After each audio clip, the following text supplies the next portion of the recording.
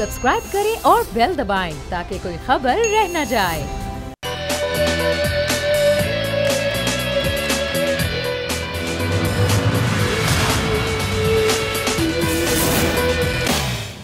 अस्सलाम वालेकुम। प्रोग्राम में मैं सुमैया रिजवान आपको खुश आमदीद कहती हूँ। कौम का मुस्तकबिल नकल करने में मसरूफ़ है, बिल्कुल टाइम नहीं पढ़ने का, तो क्या हुआ, नकल करिए और पास हो जाइए। इंटर के इम्तिहानात को मजाक बना दिया गया है जनाब। हम देख रहे हैं कि इंटर के इम्तिहानात में भी मैट्रिक के इम्तिहानात की तरह नकल उरूज पर है, दबा कर नकल कर रहे हैं तमाम तर तलबा। और पहले बूटी माफिया सरगर्म होती थी, अब व्हाट्सएप माफिया सरगर्म हो गई है। अगर आपने इम्तिहान की तैयारी नहीं की है तो परेशान होने की कोई ज़रूरत नहीं, पूरा पर्चा हल हुआ व्हाट्सएप पर मौजूद है। 40 मिनट पहले ही, यानी कि पर्चा शुरू होने से 40 मिनट पहले ही पर्चा आउट हो जाता है। आज भी कुछ ऐसा ही हुआ। आज था जनाब उर्दू का पर्चा, और उर्दू का पर्चा भी 40 मिनट पहले सोशल मीडिया पर वायरल हो गया, व्हाट्सएप पर दस्तयाब था, और कहीं कहीं तो पूरा पर्चा हल किया हुआ मिल रहा था और उस पर ये मामलात तय हो रहे थे। बेबसी यहाँ पर इस तरह से नज़र आती है कि यहाँ पर नाज़िम इम्तिहानात भी बेबस हैं, जो वहाँ पर इन्विजिलेटर्स होते हैं वो भी बेबस हैं, और शायद वज़ीर जो तालीम है सरदार अहमद शाह साहब वो भी बेबस हैं। क्योंकि जब मैट्रिक के इम्तिहान में नकल हो रही थी, जब भी वो उनको हमने अपने साथ प्रोग्राम में लिया था, तो उन्होंने कहा था कि नकल तो कहीं नहीं हो रही, कहीं कहीं हो रही है, लेकिन ज़्यादातर हमारे मामलात कंट्रोल में हैं। आज भी हमने उनसे रब्ता करने की पूरी कोशिश की, लेकिन उसके बावजूद वो शायद अपनी बेबसी का इजहार करना नहीं चाहते थे, इसलिए हमारे प्रोग्राम में आज आए नहीं। अलबत्ता मोहम्मद अजीम सिद्दीकी जो कि नाज़िम इम्तिहानात हैं, अपनी बेबसी का इजहार किस तरीके से कर रहे हैं आइए आपको दिखाते हैं, फिर प्रोग्राम का बाकायदा आगाज़ करेंगे। जब तक मेरी ज़ाती नौयत की धमकियाँ थी तब तक तो मैं खामोश रहा, लेकिन जब धमकी मेरी फैमिली पर आई तो फिर मैं थोड़ा, क्योंकि एक बाप भी हूँ, एक शौहर भी हूँ, एक बेटा भी हूँ, तो मुझे बड़ी तकलीफ़ हुई। और फिर मैंने कहा अच्छा ठीक है, देखते हैं क्या बात है। बहरहाल फिर आखिर में थक हार के मैंने उनको ये भी लिखा 16 तारीख को कि जी अब मेरी फैमिली को ख़तरा है, मैं कुछ लोगों से मिलकर आया हूँ, उनके प्लान ये है कि वो पैसा लेके खुदा न खासा सेंटर्स वगैरह में कुछ अपनी मर्जी का रखवाना चाहते हैं, लेकिन जो मेरी दानिस्तगी में दुरुस्त था वो मैंने उनको इन्फॉर्म किया, लेकिन खैर फिर भी कोई कॉपरेट मुझसे नहीं हुआ। पेश करता हूँ कि अगर उसका फॉरेंसिक करा लिया जाए तो बेहतर है, क्योंकि उसके अंदर सिर्फ मेरी आवाज़ जो है वो मुकम्मल तौर पे जो है वो सिर्फ मेरी नहीं है, उसको बाकायदा। मेहमानों से आपका तारुफ करवा देती हूँ। मुसरत जमशेद साहिबा हैं हमारे साथ पाकिस्तान तहरीक इंसाफ से, आपका बहुत शुक्रिया प्रोग्राम में वक्त देने के लिए। ताज हैदर साहब पाकिस्तान पीपल्स पार्टी के सीनियर रहनुमा में ज्वाइन करें, आपका भी बहुत शुक्रिया। और कामिल अली आगा साहब पाकिस्तान मुस्लिम लीग क्यू से हमारे साथ होंगे, अब से कुछ ही देर में हमें ज्वाइन कर लेंगे। लेकिन इससे पहले ज़रा बात कर लेते हैं जिनके आपने ज़ाहिर तमाम से गुफ्तगू सुनी, नाज़िम इम्तिहानात अजीम सिद्दीकी साहब हमारे साथ ऑन कॉल, उनसे बात करते हैं। अजीम साहब, ये जो आपकी क्लिप है जो कि चल रही है तमाम चैनल्स पर, ये नकल करवाने के लिए और सेंटर्स मर्जी के बनवाने के लिए आप पर दबाव कौन डाल रहा है? वो है कासिम रिवर है कि जो डाल रहे हैं मुझ पर दबाव के सेंटर बनाओ, लेकिन मैंने नहीं बनाया, मैंने बनाए ही नहीं। जो सेंटर मुझे मालूम होते गए उनको काटता गया, ठीक है। अच्छा। और अल्लाह का शुक्र है कि ऐसा कोई सेंटर नहीं है अल्हम्दुलिल्लाह कि जहाँ पर इनके मनपसंद हो, क्योंकि जुर्म तो तब होता है ना कि जब हो जाए बिल्कुल। तो क्या महकमा तालीम को आपने इस हवाले से आगाह किया? नहीं, महकमा तालीम को इसलिए आगाह नहीं किया क्योंकि बोर्ड जो है वो ऑटोनोमस बॉडी है, ठीक है। अच्छा। और मैंने जो सेंटर्स की अप्रूवल होती है चेयरमैन से लेनी होती है, हुकूमत से कोई प्रॉपर ली है। ठीक है, हुकूमत से कोई राब्ता हुआ आपका इस हवाले से?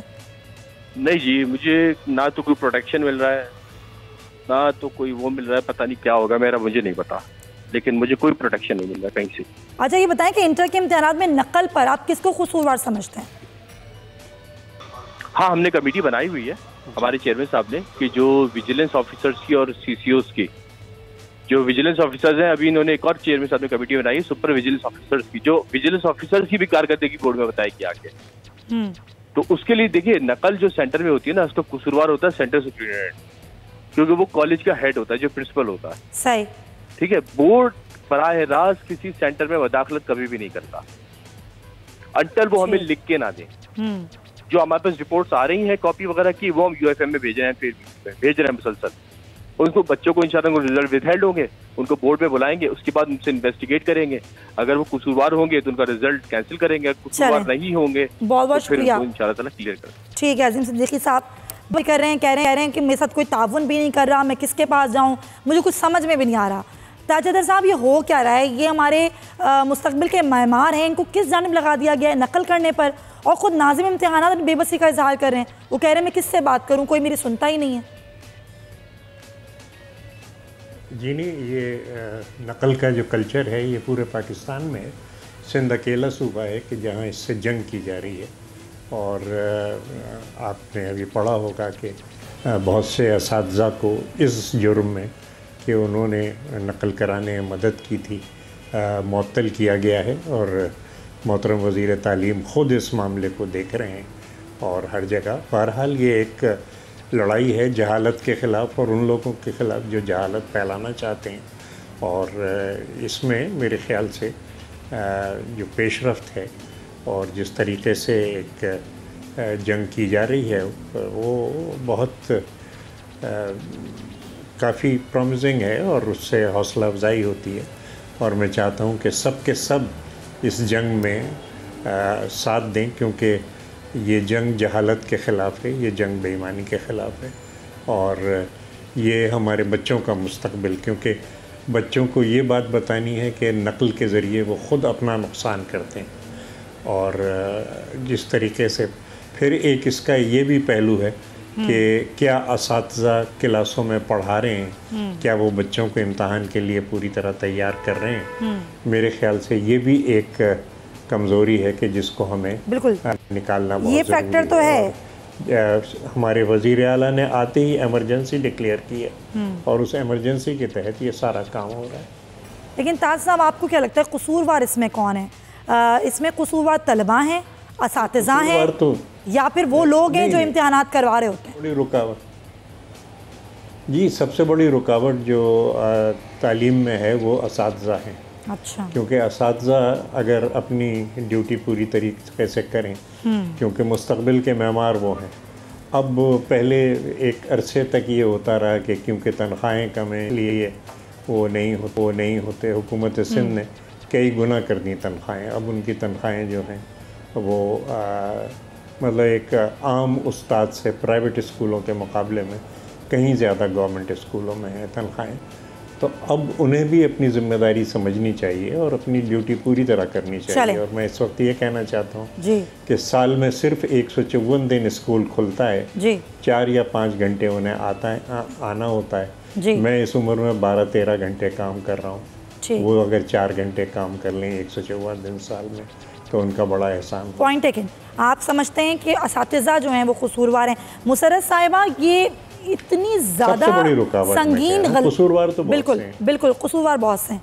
अच्छा मुसर्रत साहिबा, आपको क्या लगता है ये इतना बड़ा संगीन मसला है, इतना संजीदा मसला है कि इसकी जान तवज्जो नहीं होती? हर दफ़ा हर साल यही होता है, नकल माफिया सरगर्म होता है, बच्चों को नकल करवाई जा रही होती है, बेड़ा गर्क निज़ाम का कर दिया गया है। तालीम के बच्चों को भी मालूम है कि नकल करो और पास हो जाओ, लेकिन रोकने वाला कोई नहीं है, सब बेबस नज़र आते हैं।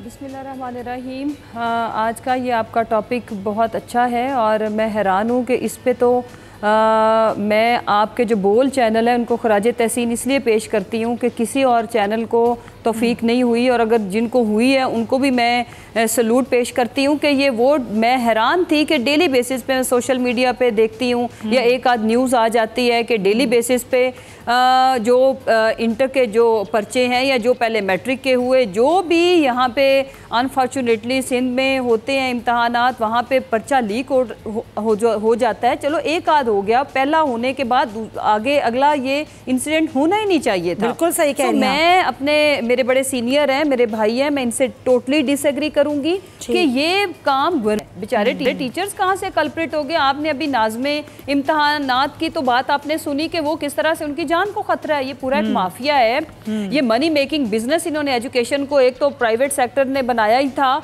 लेकिन चले वो तो चूंकि गवर्नमेंट सेक्टर इनफ एजुकेशन की जो फैसिलिटीज़ थी हम पहुंचा नहीं पा रहे, तो वो ठीक है। बट इस तरह दुनिया में कभी हुआ है कि ओपनली मोबाइल फ़ोन सामने पड़े हुए हैं और मतलब और पेपर प्रॉपर लीक हो रहा है पूरा विद सोल्यूशन, ठीक है, सारा सॉल्व किया हुआ पेपर, सो मेरा ये मानना है कि लम्हा फ़िक्रिया है, और अपार्ट फ्राम पॉलिटिक्स, सियासत किए बगैर मेरी अपील है सिंध गवर्नमेंट से कि खुदारा बाकी काम अपनी जगह पे, लेकिन इससे आप सोचें कि क्वालिटी ऑफ एजुकेशन कितनी सफ़र होती है, और वो बच्चे जो प्रॉपर इम्तहान में बैठे तैयारी के साथ, उनके साथ कितनी बड़ी जुल्म और नाइंसाफी है। बिल्कुल सही। मेरा ये मानना है कि उनका भी तो हक मारा जाता है, और बिल्कुल सही कह रही हैं आप, पॉइंट टेकन मुसर्रत साहिबा, उनका हक मारा जाता है। मोबाइल फोन की हमने जरा बात की, बिल्कुल सही, मोबाइल फोन की हमने जरा बात की।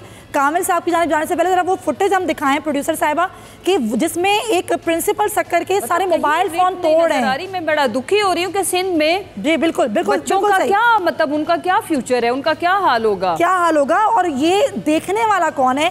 कामिल अली आगा साहब, लगता है कि सब बेबस हैं। ये मोबाइल फोन जो है वो तोड़ तो दिया जा रहा है, रूल ऑफ लॉ लेकिन एग्जीक्यूट नहीं कर सकते टीचर। आपके जाके इन माफिया को क्रैक, पॉइंट टेकन।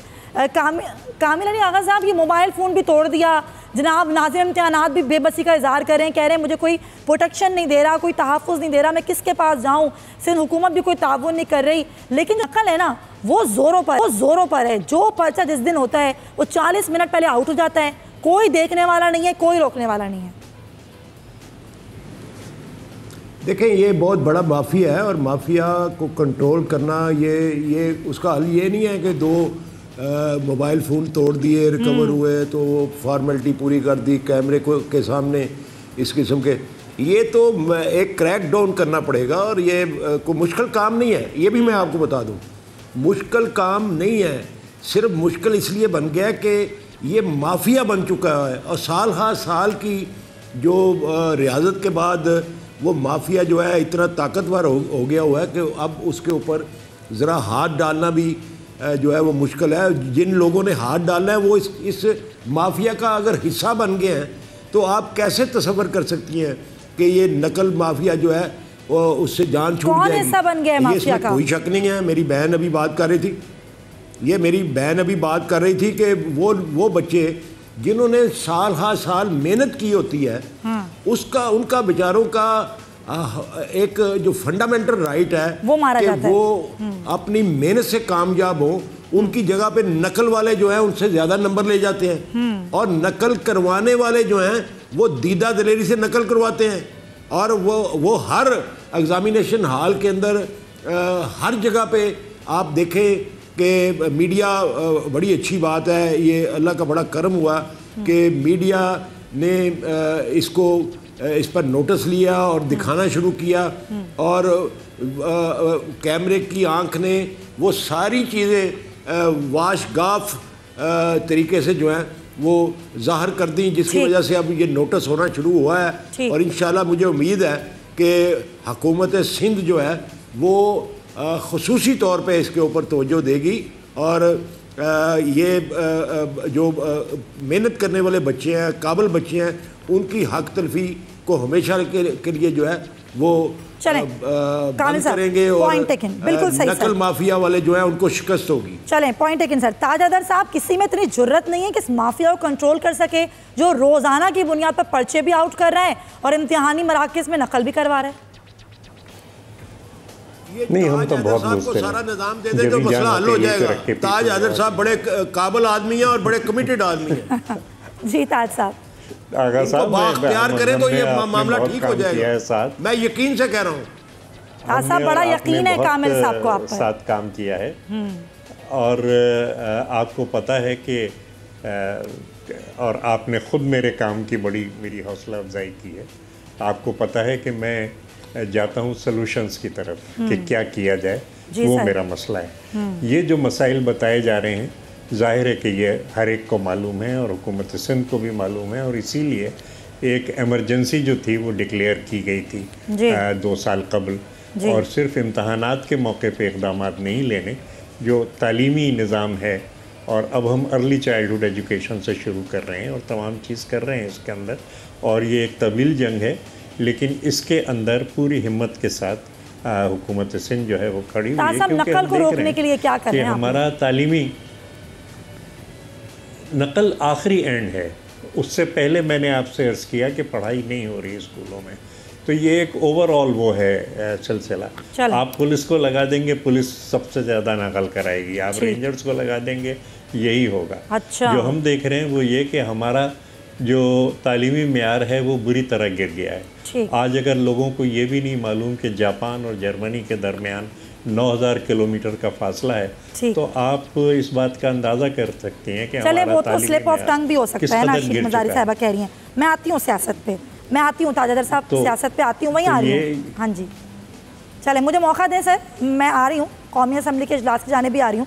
और आज भी जब कौमी असम्बली का जनाब इजलास हुआ, तो हमने देखा कल की तरह आज भी खूब शोर शराबा हुआ, हंगामा हुआ, बयानात दिए गए और बयानात दर बयानात दिए गए।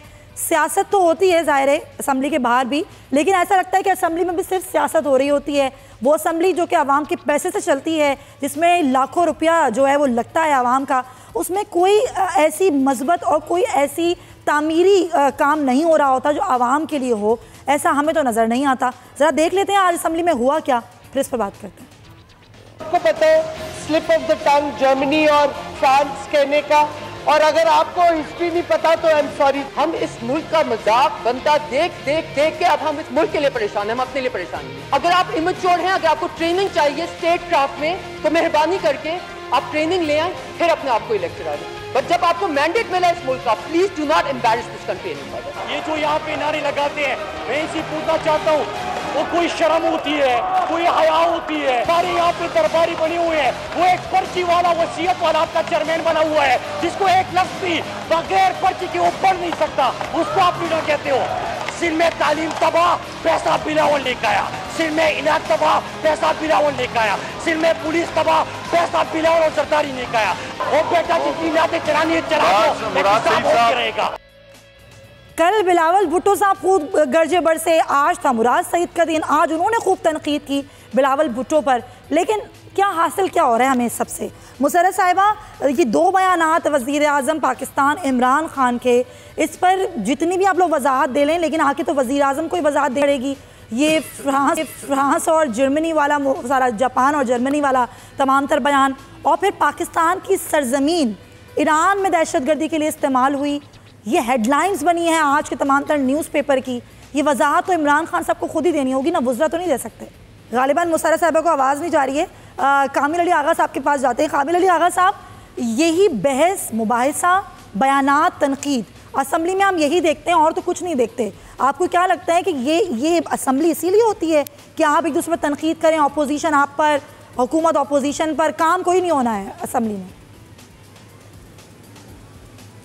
देखें, मेरे ख्याल में ये एक कल्चर बन चुका है और पूरी दुनिया में अब आप देखें कि बड़े महज़ब मुल्क जो हैं, जो अपने आप को समझते हैं कि तहज़ीब के सारे मराहल तय करने के बाद वो एक तरक्की याफ्ता मुल्क बन चुके हैं, वहाँ पे भी कुर्सियाँ चलती हैं, थप्पड़ मारे जाते हैं। मैं अप्रिशिएट नहीं कर रहा कतई तौर पे, ये रवैया कोई अच्छा रवैया नहीं है, लेकिन मैं समझता हूँ कि अगर अपोजिशन अपना रोल, जो एक बड़ा रोल है, वो अदा करे, तनकीद बराए तनकीद ना करे और शोर शराबे की बजाय अपनी बारी पे बात करे।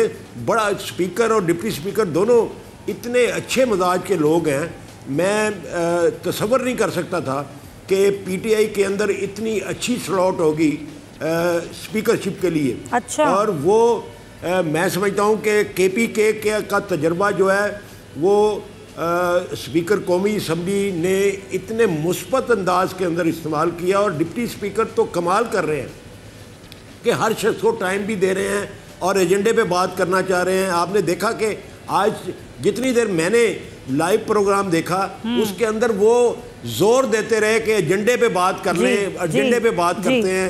बहुत सारी लेजिस्लेशन है, प्राइवेट मेंबर्स डे था आज, और उसके अंदर बड़ा अच्छा मौका होता है प्राइवेट मेंबर डे के ऊपर कि प्राइवेट मेंबर्स की तरफ से जो कानून साजी के लिए बिल्स पेश किए जाते हैं, उसके अंदर अगर डिबेट हो, और बड़ी अच्छी कानून साजी होती है प्राइवेट मेंबर्स डे के ऊपर। सरकारी जो आइटम्स होती हैं, लेजिस्लेशन होती है, उसके अंदर कोई हुकूमत के मखसूस मकासद भी होते हैं, लेकिन ये जो कानून साजी होती है प्राइवेट मेंबर डे के ऊपर, उसके अंदर पब्लिक अफेयर्स और पब्लिक की जरूरत के मुताबिक जो है लेजिस्लेशन, लेकिन हो तो कुछ भी नहीं रहा ना जनाब, सिर्फ बयानात पर बात हो रही है कि आप वजीर आजम ने ये बयान, हाँ जी, सिर्फ ऑपोजिशन का काम नहीं, हुकूमत का भी काम है, हुकूमत को तो ऑपोजिशन को लेकर चलना होगा ना सर। हाँ जी, अगर ऑपोजिशन स्पीकर का साथ देती तो आज लेजिस्लेशन होती और बड़ी अच्छी लेजिस्लेशन सामने आती, बड़े अच्छे बिल जो हैं वो एजेंडे के ऊपर हो तो बहुत कुछ सकता है कामिल साहब, लेकिन हो कुछ नहीं रहा, ना कौमी असम्बली में कुछ हो रहा है, ना पंजाब असम्बली में कुछ हो रहा है, ना आई एम सॉरी टू से ना सिंध असम्बली में कुछ हो रहा है। चले ठीक है, मुशर्रफ साहब का पॉइंट में ले लूँ। मुशर्रफ साहब, सवाल मैंने आपसे ये किया था कि वज़ीर आज़म के 2 बयानात जिन पर खूब तनकीद हुई, आज असम्बली में भी हो रही है, बाहर भी हो रही है, वुज़रा वजाहत दे रहे हैं, लेकिन वजाहत तो वज़ीर आज़म को खुद देनी पड़ेगी ना, वुज़रा तो नहीं दे सकते वजाहतें।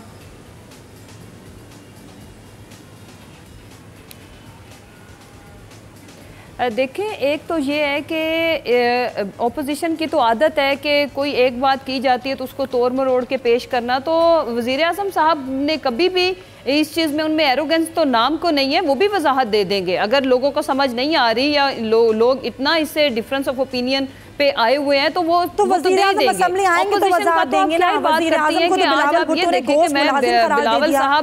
बिलावल साहब तो कहते हैं गोश्त मुलाजिम है, वज़ीर आज़म आते तो हैं नहीं, तनख्वाह लेते हैं, वो आएंगे ऐवान में तो कोई बात नहीं, वो घोस्ट चेयरमैन है। अच्छा नहीं, देखे मेरी बात सुने जी जी, बिलावल की तो बात ही ना करें, वो इमेच्योर बच्चा जो मतलब जिसके खेलने कूदने के दिन थे तो इन्होंने पकड़ के उसको चेयरमैन बना दिया। ये जितना स्ट्रगल करके ये बिलावल साहब असेंबली में पहुंचे हैं वो भी सारी दुनिया को पता है, इनके कहने से क्या कोई हमें फर्क नहीं पड़ने वाला। लेकिन जहां तक बात है ऑपोजिशन की, ऑपोजिशन का हाल, हाँ नहीं, क्या मिच्योर करते हैं कि वो मतलब अभी जो कह रहे थे, जो इल्जामात ये दूसरे लोगों पे लगाते हैं तो पहले अपने नाना की हिस्ट्री से शुरू करें। ये किसी को किसी का बच्चा कहते हैं, कभी किसी डिक्टेटर की तो लगाएगी आप पर इल्जामात, तनकीद भी करेगी, इनको अपने खानदान की पूरी हिस्ट्री पता होनी चाहिए। आप लोग हुकूमत में ना, अब आप लोगों को इन चीजों से निकलना होगा। लेट मी कंप्लीट अपना, मुझे आप अगर मुझसे सवाल करती हैं तो मेरी जी जी आप कंप्लीट कीजिए। नहीं, हम निकल के बात करें, लेकिन अगर आप सवाल करें तो उसका तो मैं जवाब दूंगी ना, मैं चुप करके तो नहीं यहाँ से चली जाऊंगी। सवाल मेरा ये है कि बिलावल वो है जिसके नाना एक डिक्टेटर के दौर में जिनकी सियासत शुरू हुई और उसके बाद बल्कि डिक्टेटर के मुलाजिम थे उनके दौर में सिकंदर मिर्ज़ा के, उसके बाद वो डैडी कहते थे अयूब खान साहब को, और उसके बाद आज इनके मुंह से ये बातें अच्छी लगती हैं। इनको अपने फादर का पता होना चाहिए जो गॉड फादर के नाम से मशहूर है। ये फिर इमरान खान साहब तक पहुंचे और फिर इनकी वालदा, उन्होंने भी जिस तरह से सिखों की लिस्टें इंडिया के हवाले की थी वो भी किसी से ढका छुपा नहीं है। जब सियासी तारीख की बात होगी तो यहाँ पे कोई गौ माता अनटच नहीं है। जहाँ तक रहेगी बात, ये मजाक उड़ाने आ जाते हैं। बिल्कुल वो कह रहे थे जी सैलरी लेते हैं, वो तो सैलरी पे गुजारा करने वाला वज़ीर आज़म है। अब इनको अपने फादर का पता होना चाहिए जो पूरा मुल्क लूट के खा के बाहर इन्होंने महल बना लिए और जिनकी करप्ट। जी जी बिल्कुल सही। मुशर्रफ साहिबा जरा मुझे सिंध असम्बली की भी कार्रवाई दिखानी। ताजर साहब, मुशर्रफ साहिबा की बातें तो आपने सुनी होंगी बातें तो आपने सुनी होंगी, क्या कहेंगे आप? असम्बली बस इसीलिए रह गई है तनकीद बराए तनकीद के लिए? नहीं, मेरे लिए बेहतर यही है कि मैं इन बातों का जवाब ना दूं, खामोश हूँ। लेकिन ये कि आप अगर कोई सवाल करती हैं तो मैं हाजिर हूँ। ठीक है तासब, चले मैं आपके पास आती हूँ। पंजाब की सियासत में क्या तब्दीली आने वाली है और क्या वज़ीर आला पंजाब उस्मान बुज़दार साहब सेफ हैं? ये सवाल हम रोज़ करते हैं, आज भी करेंगे। इस ब्रेक के बाद स्टे विद अस।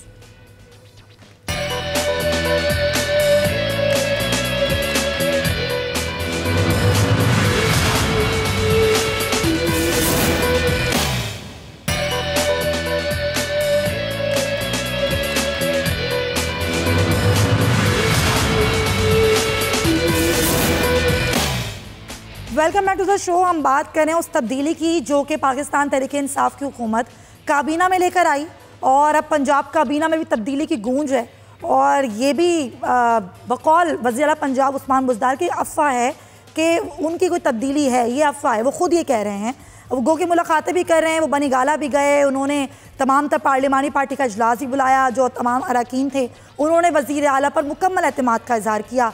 लेकिन फिर भी अफवाह उतनी ही गर्म है। दूसरी जानिब कौमी असम्बली में चेयरमैन पीपल्स पार्टी बिलावल भुट्टो जरदारी तमाम तर वज़रा के नाम गिनवाते रहे और कहते हैं एक आँख से देखो तो लगता है मुशर्रफ की काबीना है, दूसरी आँख से देखो तो लगता है पीपल्स पार्टी की काबीना है। ये काबीना जो है इसमें अलग क्या है?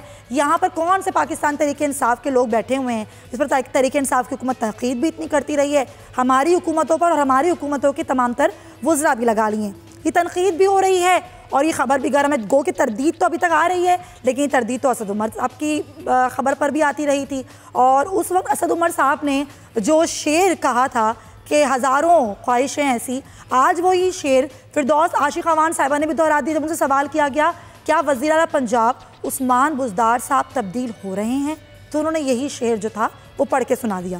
ताजदर साहब, आपका क्या ख्याल है? क्या आपको लग रहा है कि बुज़दार साहब सेफ हैं या फिर कोई आ रहा है उनकी जगह लेने के लिए?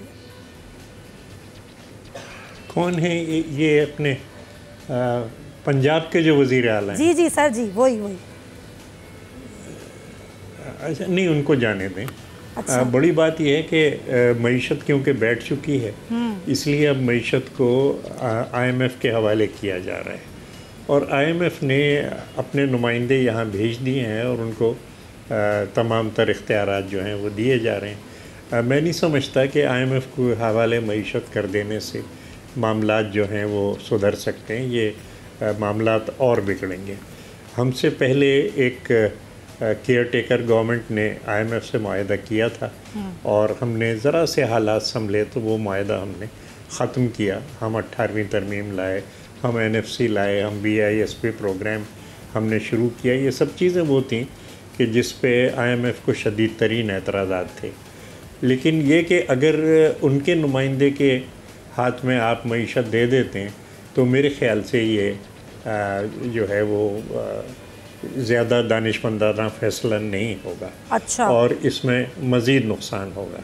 और जिस वक्त हम IMF से निकले तो हमारे वज़ीर ख़ज़ाना भी चले गए, उन्होंने सेनेट से भी इस्तीफ़ा दे दिया और उनकी खाली की हुई नशिस्त पे मैं मुंतखब हुआ था। उसके बाद जो हमारे मैनिफेस्टो की पॉलिसीज़ थी वो हमारे वज़राए ख़ज़ाना ने, मोहतरम नवीद कमर ने और मोहतरम सलीम मांडीवाला ने वो चलाई और वो अब तक जो हैं वो मतलब कायम हैं अपनी जगह और वो दोज़ वर सस्टेनेबल पॉलिसीज़। ये जो हो रहा है ये तो एक, क्योंकि मईशत बैठ चुकी है इसलिए सियासत के अंदर आपको इतना इंतशार नज़र आ रहा है और झगड़ा नज़र आ रहा है।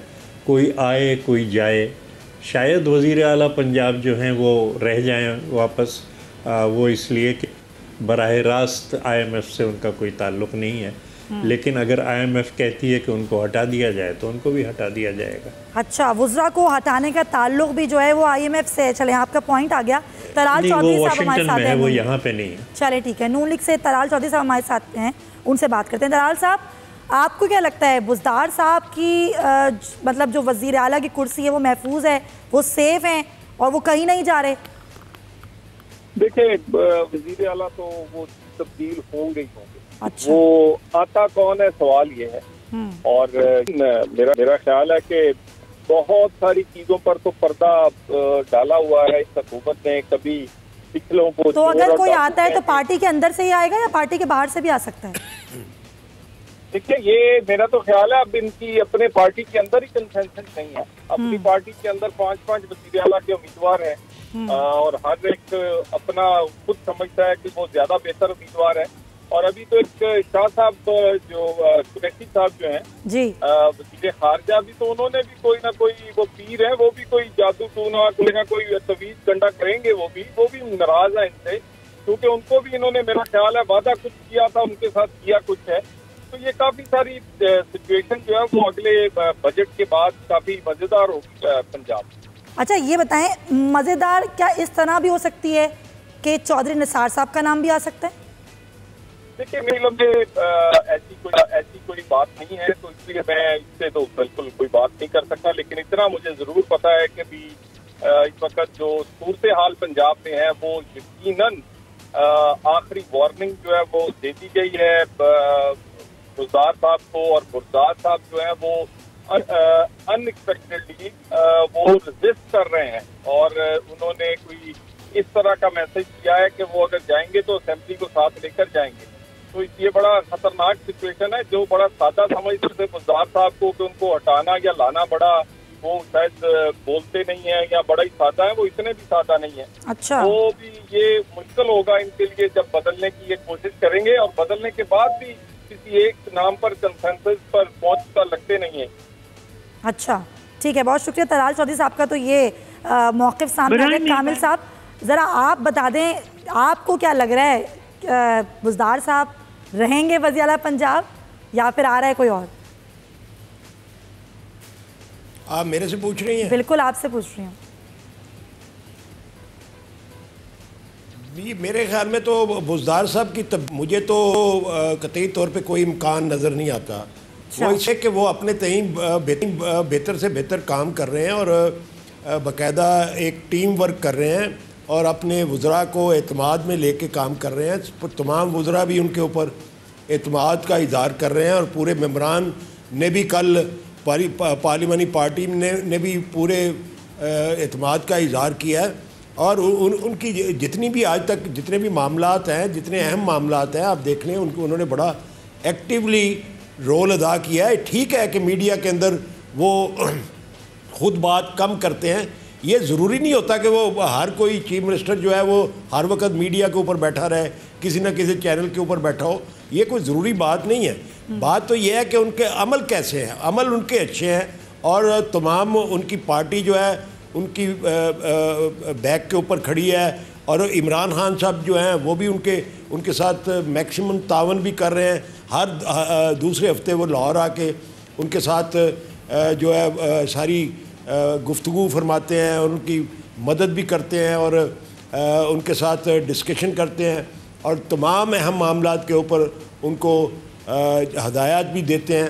तो मैं समझता हूँ कि इस सूरत हाल के अंदर उनकी तब्दीली की बात तो मीडिया ने हाइप क्रिएट किया है। हक़ाइक़ की रोशनी में मुझे नजर नहीं आ रहा। हमारी जमात भी उनके पीछे भरपूर अंदाज में खड़ी है। मैं जानती हूँ, कई मरतबा आपने देखा कि मीडिया के अंदर ये अफवाहें फैलाई गई कि हम उसको हटाना चाहते हैं। ये बात भी बिल्कुल गलत है। चले ये तो मैं जानती हूँ सर, फुल सपोर्ट है काफ लीग की बुज़दार साहब को। मुसर्रत साहिबा, क्या बुज़दार साहब तब्दील हो रहे हैं या नहीं? आपसे भी वही सवाल।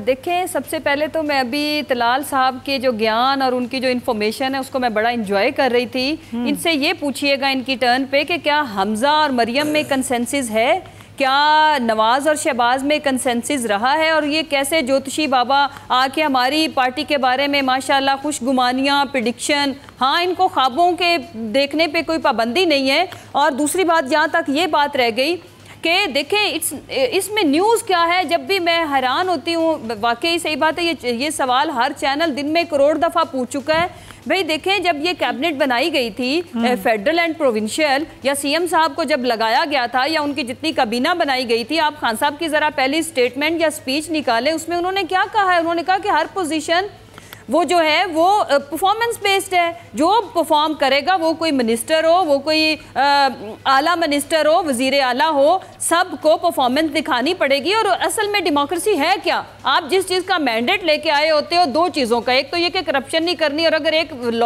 वजीर है वो बहुत अच्छा है, ऑनेस्ट है, उसने करप्शन नहीं की, अगर परफॉर्मेंस का इशू आए तो चेंज करने में कोई हार्म नहीं होता। जहाँ तक इनको मैं एक खुशखबरी दे दूँ, गुड न्यूज़ फॉर PMLN, एक तो ये कि कल वाकई हमारी पार्लिमानी कमेटी सारी ने वजीर आला साहब पे एतमाद का इजहार किया, जो ये कहते हैं कि जी अंदर से बगावत हो जाएगी, ये हो जाएगा, ऐसा कुछ नहीं है। और मैं आपको ये भी बात बता दूं कि अगर कभी हमारे प्राइम मिनिस्टर साहब ने अगर कभी को चेंज करने का सोचा, चले अगर कभी ऐसी पोजीशन पर ऐसा हुआ, लगाएंगे, चले अगर ऐसा कभी हुआ, प्राइम मिनिस्टर साहब ने वसीम अकरम प्लस को तब्दील करने का सोचा, तो क्या पार्टी के अंदर से ही वजीर आला आएंगे या पार्टी से बाहर भी सोचा जा सकता है?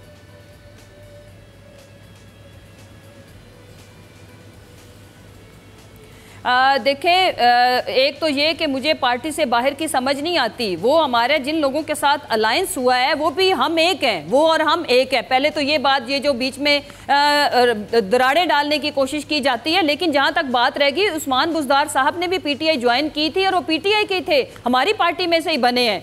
आप जब रसूल सल्लल्लाहु अलैहि वसल्लम ने जब इस्लाम, आपको पता है मदीना की रियासत में जब इस्लाम आया था या मक्का में, तो आपको पता होना चाहिए कि जो बाद में तो है ना दायरा इस्लाम में जिनके लिए अगर चौधरी साहब हल्फ उठा लेते हैं और तहरीक इंसाफ में अगर शामिल हो जाते हैं तो फिर वो भी बन सकते हैं वजीर आला।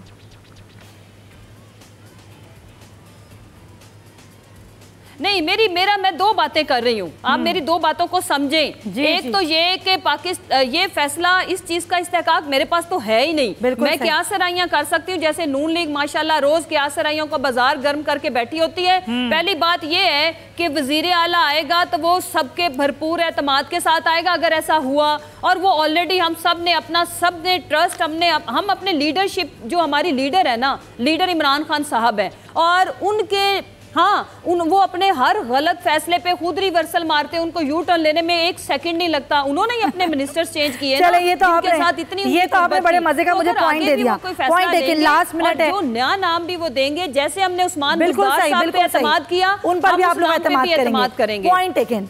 ताज हैदर साहब, कितनी तब्दीली मजीद आप तहरीक इंसाफ की हुकूमत में देख रहे हैं? Last comment. देखिए, एक जो अंदरूनी इंतशार की ख़बरें हैं वो बहुत अफसोसनाक हैं, और मेरे ख़्याल से उन्हें वज़ीर आला को तब्दील करने के बजाय ये सोचना चाहिए कि कोई वज़ीर आज़म आ सकता है दूसरा उनकी जगह या नहीं आ सकता। वो पार्टी के चेयरमैन हैं, वो पार्टी को चलाएं, लेकिन वज़ीर आज़म की हैसियत से वो बिल्कुल नाकाम साबित हुए हैं। और अगर तहरीक इंसाफ में कुछ ऐसे लोग हैं कि जो इस ज़िम्मेदारी को संभाल सकते हैं, तो मेरे ख्याल से उनको सामने लाना चाहिए। और वज़ीर आज़म की तब्दीली से मुझे यकीन है कि न सिर्फ आवाम में खुशी की लहर दौड़ेगी बल्कि हालात भी बेहतर होंगे। चलें, बहुत ही आपने एक बड़ा स्टेटमेंट दिया, बहुत बहुत शुक्रिया ताज हैदर साहब आपका भी, मुसर्रत साहब आपका भी, और कामिल अली आगा साहब आपका भी बहुत बहुत शुक्रिया। लेकिन थोड़ा टाइम तो दें हुकूमत को। अलबत्ता हुकूमत कुछ गलतियाँ तो कर रही है, लेकिन मुझे लगता है कि 8-9 माह काफ़ी नहीं है। जब सब ने 5-5 साल मुकम्मल किए हैं तो इस हुकूमत को भी और वज़ीर आज़म को भी 5 साल तो मुकम्मल करने दें। भले कितनी तब्दीलियाँ आएँ, कुछ तब्दीलियाँ आवाम के लिए भी अल्लाह करे कि आ जाएं। इसी नोट के साथ मुझे आप दीजिए जाए, इंशाल्लाह आपसे होगी कल मुलाकात। जब तक के लिए अल्लाह हाफ़िज़।